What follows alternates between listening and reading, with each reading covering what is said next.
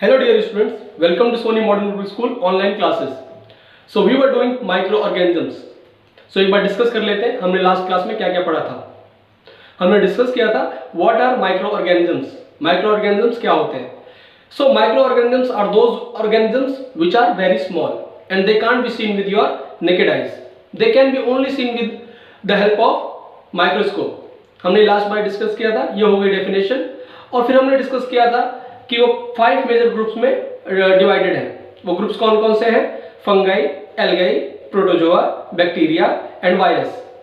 फिर हमने उसके बारे में डिस्कस किया था कि on the basis of their impact वो किस किस चीज में डिवाइड है, वो हमारे लिए हार्मफुल है या हमारे लिए हेल्पफुल है। अगर वो हमारे लिए हेल्पफुल है they come under the good micro organisms, और अगर हमारे लिए हार्मफुल है तो they come under harmful micro organisms.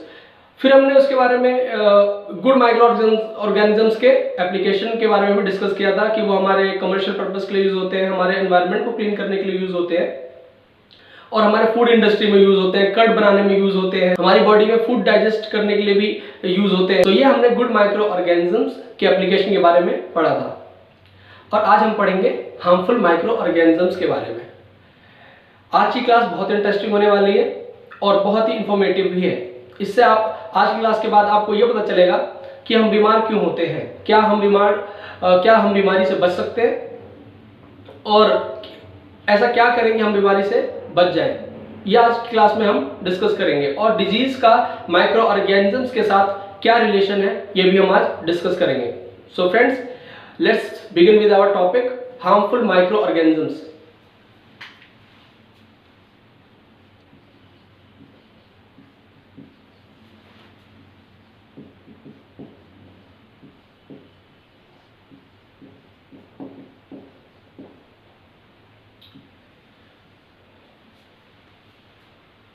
So what are harmful microorganisms? ये हार्मफुल माइक्रोऑर्गेनिजम्स क्या होते हैं? तो इसके लिए हम ये जानना चाहेंगे कि जो हमने पहले गुड में पढ़ा था, जैसे फ्रेंडली माइक्रोऑर्गेनिजम्स भी कहते हैं। फ्रेंडली माइक्रोऑर्गेनिजम्स मतलब कि वो हमारे लिए सहायक, हमारी सहायता करते हैं। जो हमारी सहायता करते हैं उनको हम फ्रेंड्स बोलते हैं। तो ये हमारी सहायता करते हैं तो उनको फ्रेंडली माइक्रोऑर्गेनिजम्स बोलते हैं।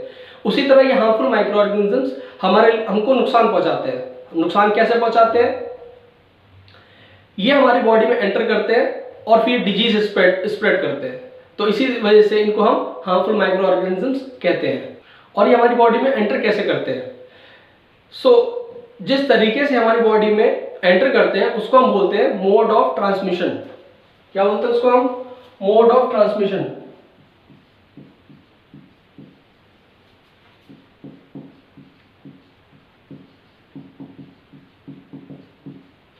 मोड वर्ड आया मीडियम से, और मीडियम मतलब होता है जरिया।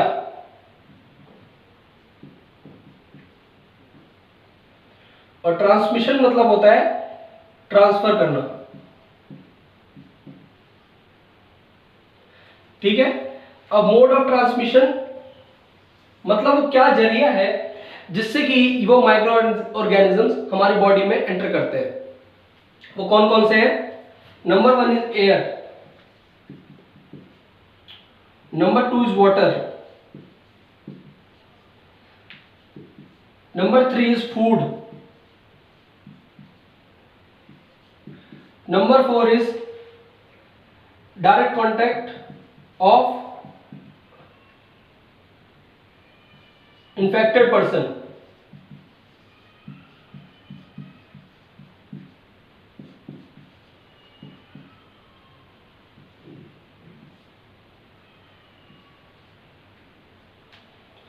And number 5 is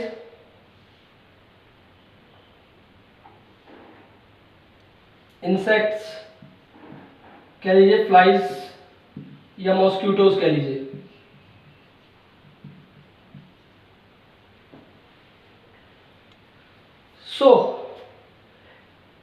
ये है मोड ऑफ ट्रांसमिशन। अब वन बाय वन हम डिस्कस करेंगे कि कैसे ये एयर से, वाटर से, फूड से या डायरेक्ट कांटेक्ट से हमारी बॉडी में एंटर करते हैं। जैसे हम ब्रीथ करते हैं, हम सांस लेते हैं, तो एयर पार्टिकल्स हमारे बॉडी के अंदर में जाते हैं। उन एयर पार्टिकल्स में अगर हमने लास्ट बार डिस्कस किया था कि ये जो माइक्रो ऑर्गेनिजम्स होते हैं ये हर जगह प्रेजेंट है। जो हम वाटर पीते हैं उसमें भी, जो मिल्क पी रहे हैं उसमें भी, जो एयर हम ब्रीथ करते हैं उसमें भी, जो खाना खा रहे हैं उसमें भी। तो हमने लास्ट बार डिस्कस किया था कि वो हर जगह पाए जाते हैं, हर एक क्लाइमेट में पाए जाते हैं। तो जैसे हम जो एयर हम ब्रीथ कर रहे हैं, अपने बॉडी में अंदर इंजेस्ट कर रहे हैं, वो एयर जो है उसमें अगर माइक्रो ऑर्गेनिजम्स प्रेजेंट होंगे तो वो हमारी बॉडी के अंदर चले जाएंगे। ठीक है, ये तो हो गया एयर से। वाटर, अगर हम कोई वाटर ड्रिंक कर रहे हैं और उस वाटर में कंटेमिनेंट्स हैं, डिजीज स्प्रेडिंग माइक्रो ऑर्गेनिजम्स हैं, वो भी अगर हमारे बॉडी में जाएंगे तो हमको हमारे बॉडी में डिजीज स्प्रेड करेंगे। इस तरह से तो वो वाटर से हमारे बॉडी में एंटर करते हैं। फूड, इसी तरह से फूड से भी, अगर फूड वो कंटेमिनेटेड है या उसमें बैड माइक्रो ऑर्गेनिजम्स है। अच्छा, मैं एक बार बताना चाह रहा था कि इन हार्मफुल माइक्रो ऑर्गेनिजम्स को पैथोजेंस भी कहते हैं।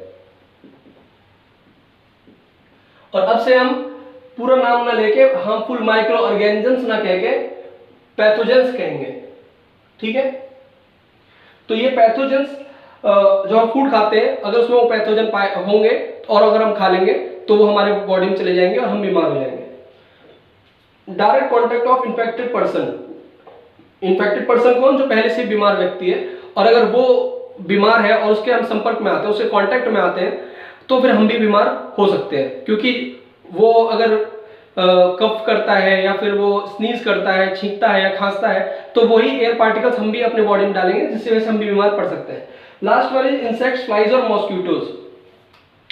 इंसेक्ट्स, फ्लाई, जो फ्लाइज होती हैं, हाउस फ्लाइज होती हैं, जो घर की मक्खियां होती हैं या फिर जो मच्छर होते हैं, वो डिजीज तो स्प्रेड नहीं करते, लेकिन उनके जो बॉडीज होती हैं उनमें वो जहां बैठते हैं, गंदी जगह बैठते हैं, नालियों में बैठते हैं या फिर वहां से, तो क्या होता है, वो उन पैथोजेंस को उनकी बॉडी में वो स्टिक हो जाती है। और जब वो हमारे खाने के ऊपर बैठते हैं या फिर हमारे बॉडी के ऊपर बैठते हैं, तो और वो खाना हम जब खा लेते हैं, तो उस तरह से वो पैथोजेंस हमारी बॉडी में चले जाते हैं। इनको हम बोलते हैं कैरियर्स। जो फ्लाइज, मॉस्किटोज हैं, इनको हम कैरियर्स बोलते हैं।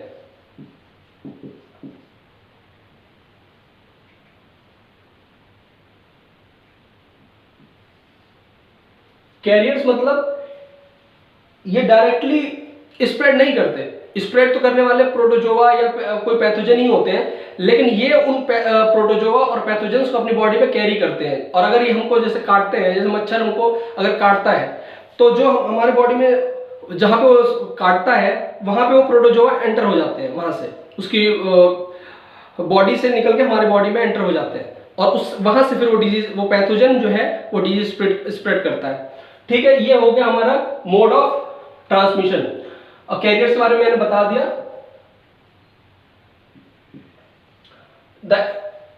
The insects which carry the pathogens are known as carriers.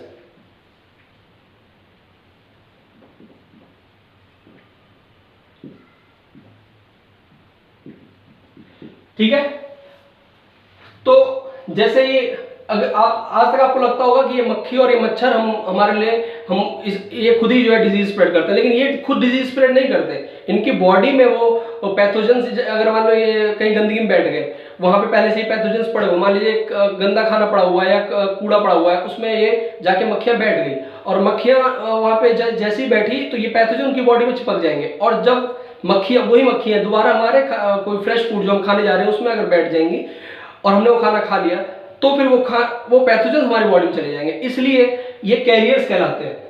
ठीक है, ये कैरियर्स आपको समझ में आ गया कि जो हाउस फ्लाइज होती हैं, इनके एग्जांपल्स है house flies, second one is mosquitoes या फिर मच्छर, ऐसे और भी बहुत सारे कैरियर्स होते हैं। ठीक है, अब इसको हम रब कर लेते हैं। कैरियर्स हमारा हो गया।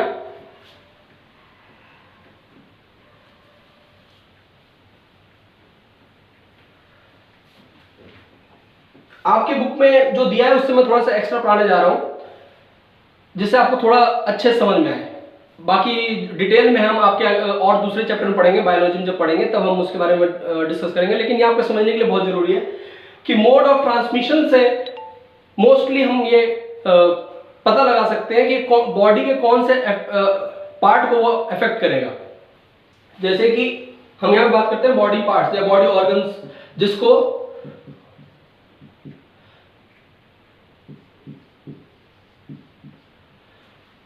बॉडी पार्ट जिसको ये अफेक्ट करे। मान लीजिए अगर एयर से वो पैथोजेंस हमारी बॉडी में जा रहे हैं, तो एयर हमारे बॉडी कौन से पार्ट का फंक्शन है? Respiratory organs. हम रेस्पिरेट करते हैं तो रेस्पिरेटरी ऑर्गन्स का वो हिस्सा है। और रेस्पिरेटरी ऑर्गन्स पे क्या आता है? लंग्स। हमारे जो लंग्स होते हैं, इसके साथ मैं एक आपको पिक भी दे दूंगा जिसमें हमारे पूरी बॉडी पार्ट है। अभी आप ये पिक्स देख सकते हैं। इसमें हमारे लंग्स कहां पे हैं? इस लंग्स को वो अफेक्ट करता है, और जब लंग्स को अफेक्ट करेगा तो हमको क्या होगा? खांसी आएगी, कफ आएगी, और हम सांस लेने में हमको तकलीफ होगी, भारी भारी सा हमको महसूस होगा। ठीक है, ये लंग्स हो गया। एयर, अगर वो पैथोजन एयर के थ्रू एंटर कर रहे हैं तो मोस्टली वो लंग्स को इंपैक्ट करेंगे। Second one is water. हम जब वाटर ड्रिंक करते हैं तो हमारे फूड पाइप से होते हुए या वाटर पाइप से होते हुए हमारे स्टमक तक जाता है, और स्टमक में होने के बाद वो लीवर में और हमारे स्मॉल इंटेस्टाइन में और हमारे लार्ज इंटेस्टाइन में वहां से होते हुए और गुजरता है। तो अगर वाटर के थ्रू जा रहा है तो वो हमारे स्टमक को नुकसान पहुंचाएगा, या हमारे लीवर को नुकसान पहुंचाएगा, या हमारे स्मॉल इंटेस्टाइन को नुकसान पहुंचाएगा। तो यहां पे कौन कौन से बॉडी पार्ट्स को इंपैक्ट करेंगे? Stomach, small intestine, large intestine,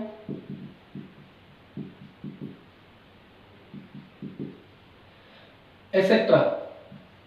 अभी हम डिटेल्स में नहीं पढ़ेंगे, अभी हम डिटेल में इस चैप्टर में जब जाएंगे तब पढ़ेंगे। अभी हम पैथोजेंस के बारे में बात कर रहे हैं, और आपको एक मोटा मोटा आइडिया दे रहा हूं कि किस तरह से हमारी बॉडी में स्प्रेड होते हैं और फिर हमारे कौन से बॉडी पार्ट को इंपैक्ट करते हैं। जैसे कि एयर के थ्रू, अभी आप कोरोना वायरस बहुत चल रहा है, तो कोरोना वायरस मोस्टली अगर देखा जा रहा है तो एयर के थ्रू स्प्रेड होता है। तो एयर के थ्रू जब वो स्प्रेड होता है, हम उसको अपनी बॉडी में अंदर लेते हैं तो हमारे लंग्स को इंपैक्ट करता है। जब लंग्स को इंपैक्ट करता है तो क्या करता है? लंग्स में जाके वो कफ जमा कर रहा है और थोड़ी सूजन स्वेलिंग ला देता है, जिसकी वजह से हमको सांस लेने में तकलीफ होने लग जाती है, और लास्ट में धीरे धीरे ऑक्सीजन कम, बॉडी में ऑक्सीजन की कमी होने के कारण हमारी मृत्यु हो जाती है। इसीलिए कोरोना वायरस को इतना डेडली वायरस बोला जा रहा है।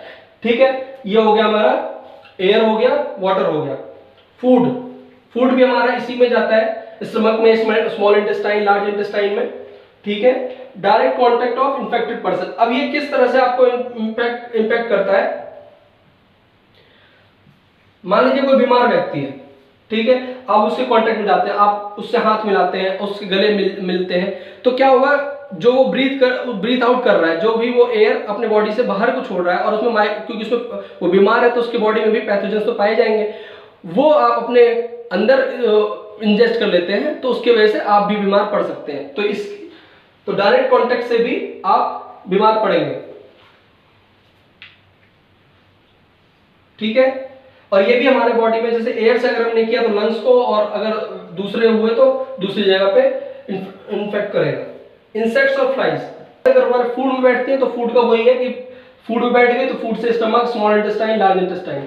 ठीक है, ये हमारे बॉडी पार्ट और ऑर्गन्स हो गए जिनको इम्पैक्ट करते हैं। ये हमेशा ऐसा ही नहीं होता, लेकिन फर्स्ट ऑर्गन होता है या फर्स्ट उसको इम्पैक्ट करना यहीं से स्टार्ट होता है। जैसे मान लीजिए कोई अगर किसी ने एयर से लिया, कोरोना ही मान लीजिए, लंग्स को इम्पैक्ट करेगा, ऐसा नहीं सिर्फ लंग्स को इम्पैक्ट करेगा, लेकिन फर्स्ट केस में वो सिर्फ लंग्स को इम्पैक्ट करेगा, उसके बाद धीरे धीरे अदर पार्ट्स में भी वो फैलता जाएगा। ठीक है, ये हमारा हो गया mode of transmission, body part. ठीक है, अब हम इसके बारे में डिस्कस करेंगे कि हम इनसे बचे कैसे। हमने ये देख लिया कि हमारी बॉडी में एंटर तो हो गए, और हमारी बॉडी में जैसे ही एंटर होंगे वो अपने आप को मल्टीप्लाई करना चालू कर देंगे, वो हमारी बॉडी में स्प्रेड होना चालू कर देंगे, हमारे सेल मशीनरी के ऊपर कंट्रोल करना चालू कर देंगे। और जब सेल मशीनरी के ऊपर कंट्रोल करना चालू करेंगे, देखिए अभी इस चैप्टर में तो हम यही पढ़ रहे हैं कि हमारे बॉडी में कैसे जाते हैं। अभी हम नेक्स्ट चैप्टर में ये पढ़ेंगे जो कि बहुत ही इंफॉर्मेटिव चैप्टर है कि हमारी बॉडी फिर उनसे लड़ती कैसे है। हमारी बॉडी 24 घंटे इन डिजीज से लड़ रही है। ऐसा नहीं है कि सिर्फ एक रोगी व्यक्ति ही लड़ रहा होता है या फिर उसकी बॉडी ही लड़ रही होती है। हमारी बॉडी 24 घंटे और पूरे साल, मतलब हमारी जिंदगी भर हमारी बॉडी लड़ती रहती है इन डिजीज से। अभी भी हम कोई एयर अगर अपने अंदर में ले रहे हैं, ब्रीथ कर रहे हैं, ब्रीथ इन कर रहे हैं, तो उस एयर में भी बहुत सारे माइक्रो ऑर्गेनिजम्स होंगे, लेकिन हमारी बॉडी उनसे लड़ रही है हर टाइम। और वो उनको जो है फाइट करके उनको हरा देती है। इसी वजह से हम हेल्दी बने रहते हैं। जब हमारी बॉडी हारना शुरू कर देती है तब हम बीमार होने लग जाते हैं। अब उसके बारे में हम बाद में डिस्कस करेंगे कैसे वो हमारी बॉडी में एंटर करते हैं, ठीक है। So how to prevent them. Next is how to prevent them.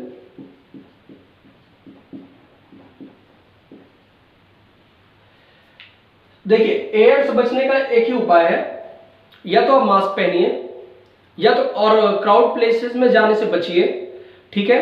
और अगर आप देख रहे हैं कि कोई पर्सन इन्फेक्टेड है, उससे थोड़ा दूरी बना के रखिए। अभी जो हमें बताया जा रहा है कोरोना वायरस का भी अगर केस देखें तो यही तो बोला जा रहा है कि आप घर में रहिए, आप बाहर मत जाइए, और आप अगर बाहर भी जा रहे हैं तो मुंह पे मास्क लगा के जाइए, जो जरूरी काम अगर आप करने जा रहे हैं तो इसका एक ही तरीका है, एयर से बचने का एक ही तरीका है कि आप अपने मुंह पे मास्क पहनिए, बाहर जाने से थोड़ा सा।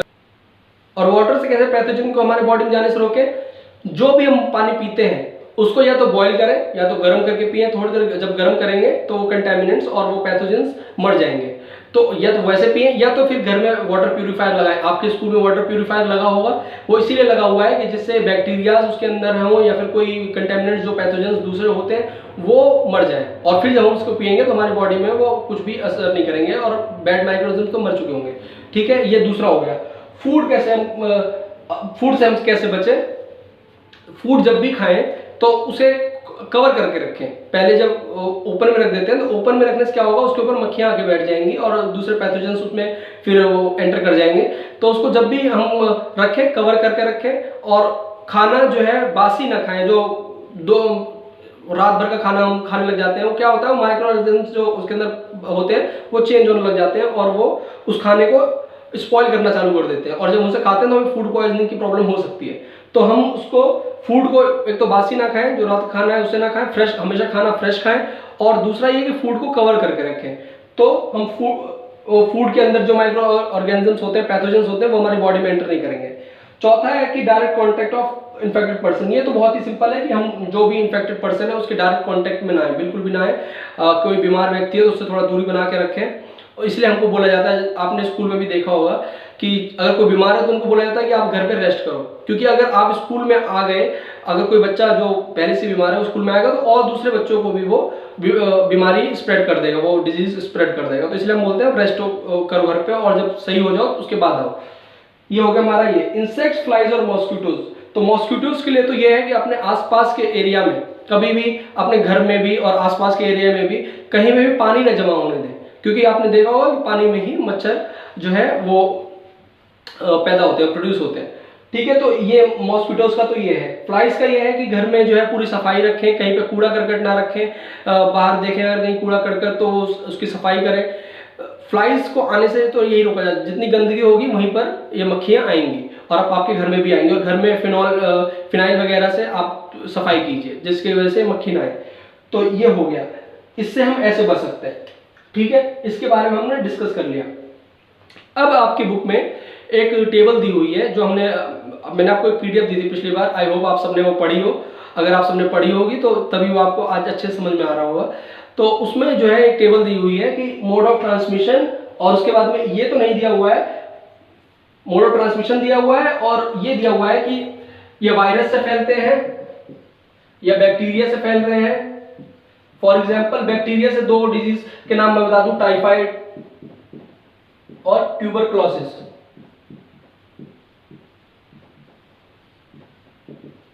ठीक है। ये बैक्टीरिया से फैलते हैं। वायरस से तो कोरोना ही है तो आजकल जो देख रहे हो, और पोलियो है।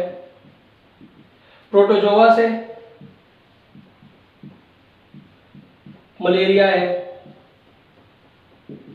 मलेरिया किससे फैलता है, एक एनोफिलिस फीमेल मॉस्किटो होती है, वो जब अगर आप काटेगी तो उसकी बॉडी में ही, क्योंकि प्रोटोजोआ होते हैं उसी की बॉडी पाए जाते हैं, तो वो जो है प्रोटोजोआ आपके बॉडी में एंटर कर जाएगा। तो मलेरिया कैसे फैलता है, एनोफिलिस मॉस्किटो के काटने से, वो कैरियर है एनोफिलिस मॉस्किटो।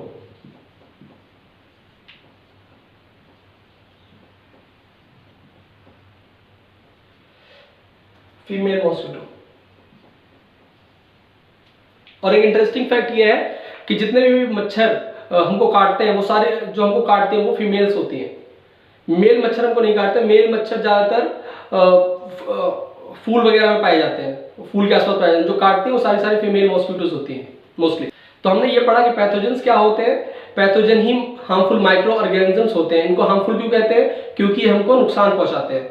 और हमने ये पढ़ा कि ये किस किस तरह से, कौन कौन से मोड ऑफ ट्रांसमिशन से हमारी बॉडी में एंटर करते हैं, और फिर उसके बाद कैसे ये बॉडी में स्प्रेड होते हैं और कौन से बॉडी पार्ट को ये अफेक्ट करते हैं। हमने ये आज के बारे में पढ़ा, और ये भी पढ़ा कि कैसे इनसे बचा जा सकता है, कैसे हम प्रिवेंट कर सकते हैं अपने आप को, प्रिवेंशन कैसे कर सकते हैं अपनी बॉडी की। तो ये भी हमने इसके बारे में पढ़ा। अब कल की क्लास में हम और भी इंपॉर्टेंट टॉपिक पढ़ेंगे कि अब ये तो एंटर हो गए, ये हमारे हाथ में, हम 90% इनसे बच सकते हैं, पूरी कोशिश कर सकते हैं। अगर मान लीजिए 10% हमारी बॉडी में चले भी गए, इतना सब कुछ करने के बाद भी वो हमारी बॉडी में एंटर कर गए, तो हमारी बॉडी इससे कैसे रिएक्ट करती है, बॉडी कैसे फाइट करती है, कल हम इसके बारे में पढ़ेंगे, जिसका नाम है इम्यूनिटी सिस्टम। हमारी बॉडी में एक सिस्टम है, इसको आप कुदरत की देन कहिए या फिर आप अगर भगवान को मानते हैं तो ये कहिए। हमारे बॉडी में उन्होंने एक ऐसा सिस्टम दिया हुआ है कि वो 24 घंटे हमारी बॉडी उन डिजीजेस से लड़ती रहती है, उन पैथोजन से लड़ती रहती है, और हमको हेल्दी रखने में मदद करती है। ठीक है, आपको मैं एक लिंक दे रहा हूँ, उस लिंक पर जाएं तो आप उस लिंक में देख पाएंगे प्रैक्टिकली वो दिखते कैसे हैं। माइक्रो ऑर्गेनिजम्स के ऊपर है वो वीडियो, उसको देखिए कि कैसे वो दिखते कैसे हैं। और लेंस से, अगर आप आंखों से तो नहीं देख सकते, लेकिन वो लेंस से दिखाया गया है कि छोटे छोटे माइक्रो ऑर्गेनिजम्स कितने बड़े बड़े दिखाई देते हैं। आप उस लिंक को जरूर देखिएगा। और आज मैं चैप्टर खत्म करता हूँ, कल मैं दोबारा आऊँगा आप इम्यून सिस्टम के साथ, और उसमें हम वैक्सीन के बारे में पढ़ेंगे, इम्यून सिस्टम पढ़ेंगे। ठीक है, थैंक यू।